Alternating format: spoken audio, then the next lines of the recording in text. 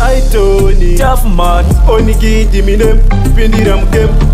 ende futi ndovasiya varite ndosiya varite tikufaine milavu yedu ngaive nemutsindo rudo rwedu rusaenda nesango zvandinashuvirawo uve padhuze neni uri wega ndiri ndega zvingafambe zvandinashuvirawo uve padhuze neni uri wega ndiri ndega zvingafambe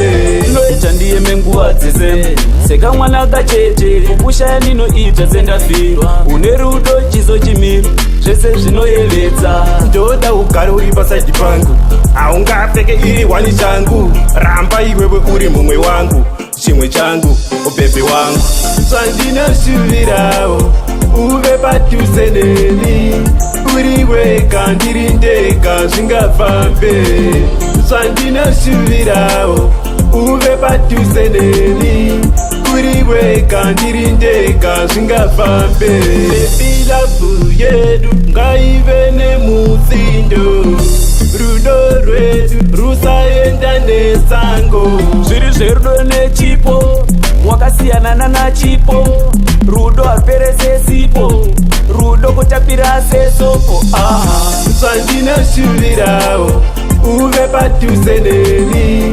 uri wega ndiri ndega zvingafambe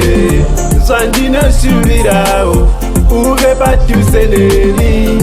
uri wega ndiri ndega zvingafambe noita ndiyeme nguva dzese sekamwana kachete kukushaya ndinoita sendafirwa une rudo chizo chimiro zvese zvinoyevedza ndoda ugare uri pasaidi pangu haungapfeke iri hwani changu ramba iwewe uri mumwe wangu chimwe changu ubhebhe wangu zvandinashuvirawo uve padhuze neni uri wega ndiri ndega zvingafambe